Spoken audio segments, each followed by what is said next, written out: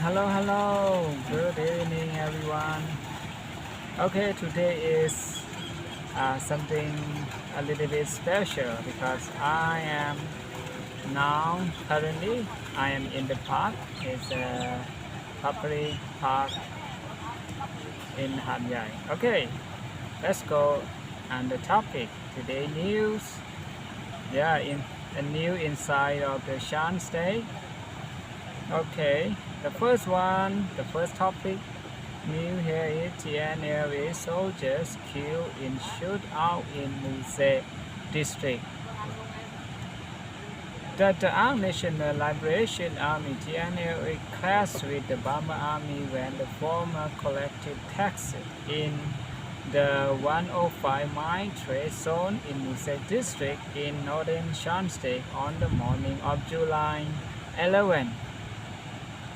An eyewitness who requested anonymity said that the armed soldiers came in a private car. I do not think they informed them that they were coming to the trade zone, and the Burma army shot at them as soon as they saw them. He said one TNLA soldier was killed and suspected the regime also suffered casualty during the 10-minute shootout, but could not say for certain. The TNLA also clashed with the regime near Nam Tu in Jokme district on 10 July after a column of Burma army soldiers arrived from Mengok.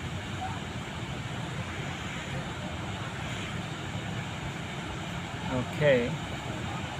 She says, Shan repeated called the TNL spokesman for comment but could not reach him, saying declaring unelected ceasefire until the end of 2013. The junta has continued its offensive against the ethnic armed groups, using its jet fighter and airship and ground troops, and frequently attacking their camps and headquarters. Oh, it's so crucial. Since the military regime seized the power 2021, for the arms group is quite difficult for survive. And the group resistance group. Okay, let's move on to another topic. Okay, this topic is the yesterday news concern mounts over alleged human rights violations within the Shan community. Oh, this one is quite sad for the news. Sad for the Shan community. Okay, let's get inside the news. Shan Hill has long been plagued by the ominous smell of gunpowder. The echo of gunfire's persisting wave of human rights violations. Previously, human rights violations were primarily attributed to the Burma or Myanmar military, now known as the State Administration Council (SAC).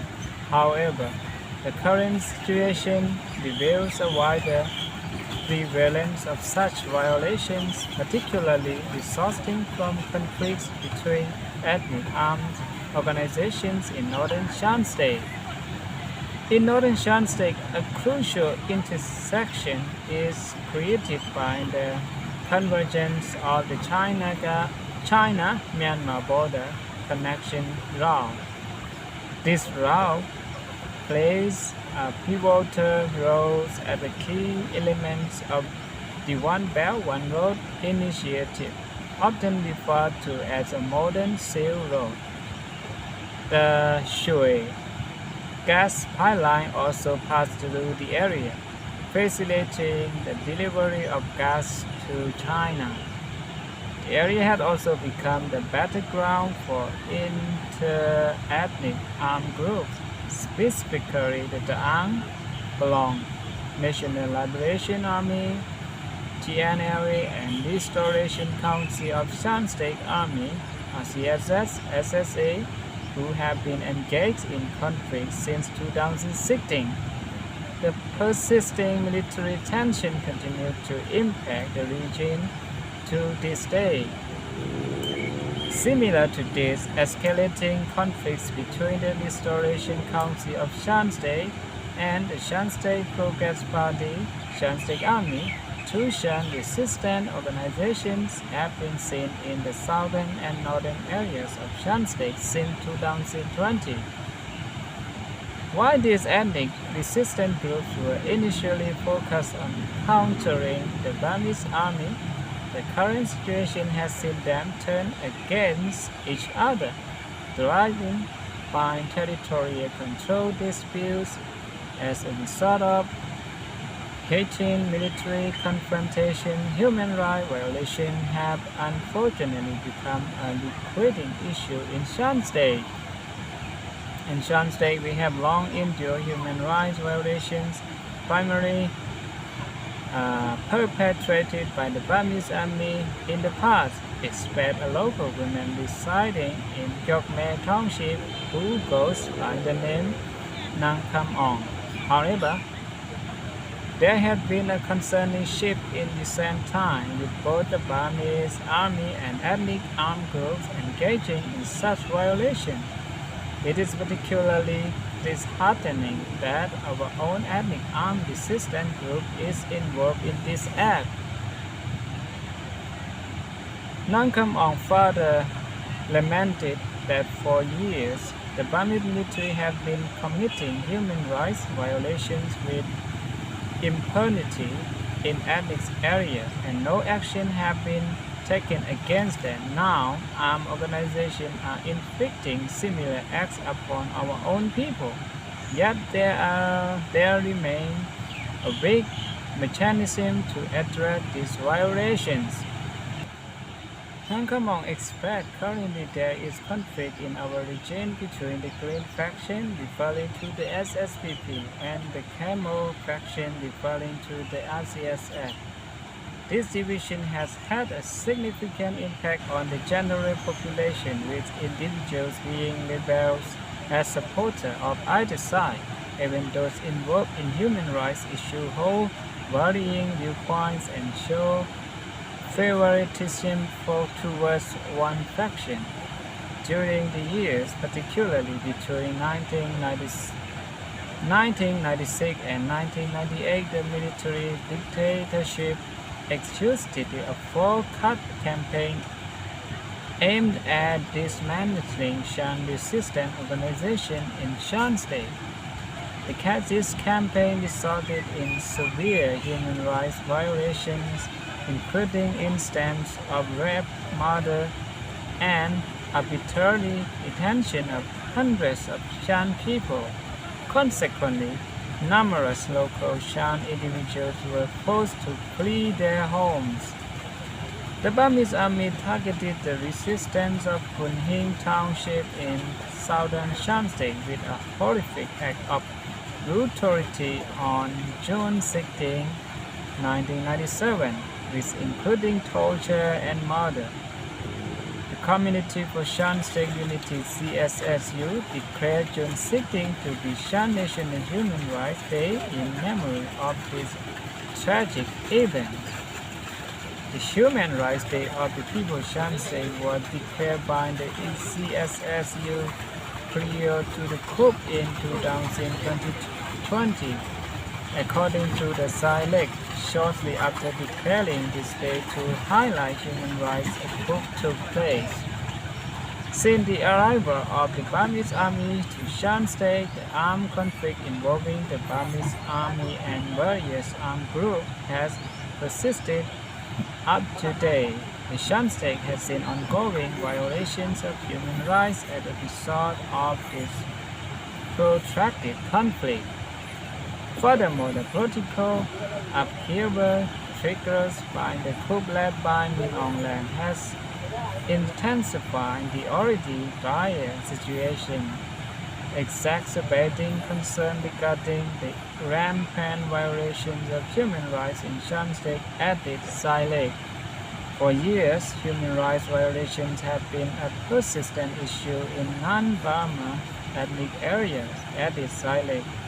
However, following the coup, human rights violations have extended across the entire country, impacting areas from the northern region to central Myanmar, where severe human rights crisis is unfolding. Despite the four-cut era and national ceasefire agendas, armed clashes have persisted despite intermittent ceasefire agreements and peace negotiations between the Burmese regime and ethnic resistance organizations. The publication of the report titled "License to Live" by the Shan Human Rights Foundation (SHRF) sheds light on the systematic human rights abuse perpetrated by the Burmese army in various locations throughout Shan State. These revelations of abuse represent one of the darkest and most appalling chapters in history. In light of this ongoing injustice, Shan activists who wish to be identified as Sai Kaw emphasize that unless these injustices are acknowledged and addressed, human rights violations will persist. Efforts to bring about justice and accountability are crucial to ensuring a future free from such violations. Sai Kaw expects as long as injustice remains hidden and perpetrators continue to enjoy immunity without investigation or punishment, human rights violations will persist. This is unsettling prospect. The current situation with the military in power has resulted in a weak rule of law, making it challenging to hold individuals and organizations accountable for violating human rights. During a coup, when the rule of law is absent, organizations can only monitor and identify cases but lack the authority to take further action. Although these organizations advocate for responsible entities to take action, the decision ultimately rests with the relevant authorities. Organizations dispose as significant barriers and challenge to addressing human rights violations effectively, states Sai Kaw. The displaced population impacted by the four-cut campaign in 1996 to 1997 continued to be stateless on the Thai-Myanmar border. The homes and villages they were forced to leave behind remain destroyed and abandoned to this day. In the regions of Muse, Kyokme, and Lasho in Northern Shan State, the ongoing armed conflict involving the state administration, council, ethnic armed organizations, and clash among various armed groups continue to result in human rights violations. Sai Kaw,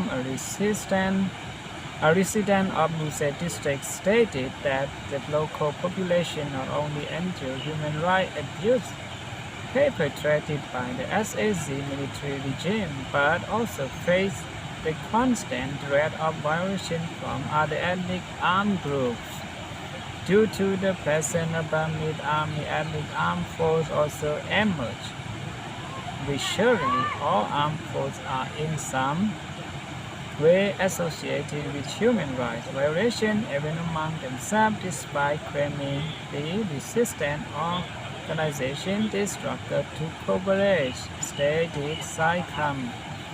Community in Central Shan State Township, including Lai Kha, Pang Long, Loi Le, Meng Kung, Meng Nong, and Gacy, currently face circumstances akin to challenge experienced by Shan community during the Four Cuts campaign. This community grapple with issues such as displacement resulting from conflicts between the two Shan ethnic armed organizations, EROs. In the past, the Burmese army bore sole responsibility for the atrocity community against Shan people during the focus campaign. However, at present, ethnic armed forces, including members of Two-Shan armed groups contribute to violations against their own populations as reported by the Shan communities. Sai Shan political analysis highlights the necessity of political system reform. They emphasize the importance of active participation by the people in the fight for their rights and the shaping of their own future. Saleh highlighted that shortly after CSSU, the Community of Shan State Unity declared its commitment to peaceful coexistence. Its activities were temporarily suspended at the request of ASEAN as a key member of CSSU. Therefore, it is disheartening to see that even a representative body like CSSU with initiated the recognition of Shan Human Rights Day is unable to take the lead in safeguarding the rights of Shan population. Salik emphasized the importance of collective unity among various entities, the organization to safeguard the rights of the people and effectively combat human rights violations. CSSU is supposed to take a firm stand in front of the public to protect and lead in politics, as well as advocate for human rights issues faced by the people of Shan State. If all relevant organizations realize this and prioritize the well-being of the people and the national cause with tolerance, we can get back on track at this site. Reflecting on the original purpose of the Shan State Army is its establishment aimed to safeguard the nation and its people. Is what borne out the dedication of 31 Shan youth led by Num Suk Han on May 21, 1958 in the forest near the Nam Yot River, specifically in Mung Ton Township, united by loyalty, they embarked on the revolutionary journey. However, the Shan resistance organizations, which were originally intended to advocate for the national interests of Shan's people, have now become fragmented and divided. Unfortunately, they are unable to even acknowledge the suffering and grievance of the Shan people. Saipan highlighted that as time changed, human rights violations also evolved in their form. This is concerning that organizations claiming to defend people's rights are not speaking out against the act committed by the Two-Shan resistance organization. Human rights organizations should not only speak out against the abuse carried out by the military dictatorship, but they should also address the abuse perpetrated by members of ethnic armed groups, including the Two-Shan resistance groups. There is an urgent need for action, and it is vital to bring the truth and facts to light, emphasized Saipan. At present, there is a notable recruitment of the new members by different armed groups, leading to the displacement of people. Nang Sang Tai, a resident of Sipo, acknowledged that the methods employed by the Shan resistance group seem to resemble those used by the Burmese army. There is currently a lack of accountability for human rights violations. No organization has yet successfully been able to address the human rights abuse committed by armed forces. Expert Nang Sang Tai, she further emphasized, if we fail to hold each other accountable for this violation, we will struggle to effectively and address the great action carried out by the Burmese SAZ regime. In the present era, it is important for the leaders of all resistance armed organizations to take decisive action against those responsible for human rights violations and take collective responsibility to address this issue. Merely pointing at the military council for the violations of human rights and is insufficient in today's situation. On June 16, a campaign was initiated within Shan community urging them to light candles and offer prayers in remembrance of those who lost their lives during the brutal forecast campaign by the military regime. The Shan community have also asked for the rise of Shan patriots who were willing to publicly denounce the human rights abuse done by various organizations, including the two Shan resistance groups.